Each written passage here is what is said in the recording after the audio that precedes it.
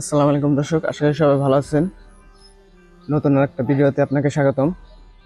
আমি এখন আছি খরচর বাজার কাঁচামালের আড়তে। এখানে আগামী 25-26 জুন রোজ বৃহস্পতিবার এবং শুক্রবার এখানে গান হবে। এটা হচ্ছে পুরোপুরি প্যান্ডেল। পাঁচু ফকির স্মরণে 2 দিনব্যাপী ওরস মুবারক।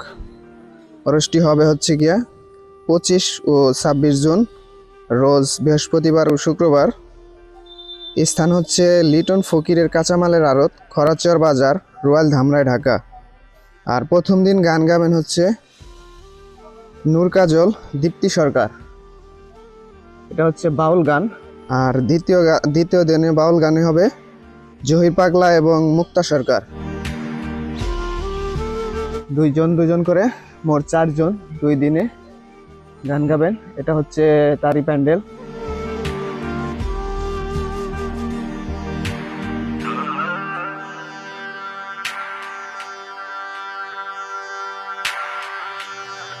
আর এই গানের আয়োজন করছেন নাসিমা বেগম, ভক্তবৃন্দ এবং এলাকাবাসী।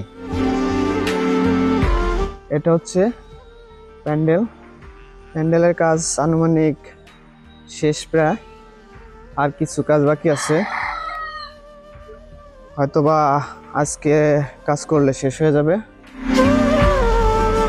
এবং 25 তারিখ হচ্ছে গিয়া এখানে প্রথম দিনের ওরস। এখানে প্রথম দিন গান গাবেন হচ্ছে নূর কাজল এবং দীপ্তি সরকার, বাউল গান গাবেন। তো আপনারা যারা গান শুনতে পছন্দ করেন তারা তো আসবেন আশা করি। আর দ্বিতীয় দিন গান গাবেন হচ্ছে জহির পাগলা, মুক্তা সরকার। জহির পাগলা এবং মুক্তা সরকার হচ্ছে দ্বিতীয় দিন, অর্থাৎ শুক্রবার দিন গান গাবেন।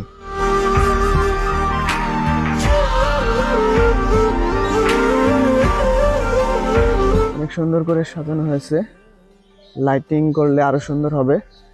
এটা হচ্ছে কাঁচামালের আড়ত, খরচর বাজারে যে 4টা আড়ত আছে, এটা হচ্ছে পুরাতন আড়ত। সর্বপ্রথম যে আড়তটা হয়েছে এটা হচ্ছে সেই আড়ত। এখানে গান হবে 2 দিন ব্যাপী, 25 এবং 26 বৃহস্পতিবার এবং শুক্রবার। এই পাশে যদি আপনাদেরকে একটু দেখায়, ওখানে কাঁচামালও আছে, পেঁপে কাঁচামাল আছে। বিশাল বড় প্যান্ডেল করা হয়েছে। এখানে গান গাওয়া হবে 25 এবং 26 জুন 2026। তো আমি আপনাদেরকে যদি মেলাটা আসার স্থানটা বা কোন জায়গা থেকে আসতে পারবেন সেটা দেখায়। এটা হচ্ছে বাজারের সামনের দিকটা।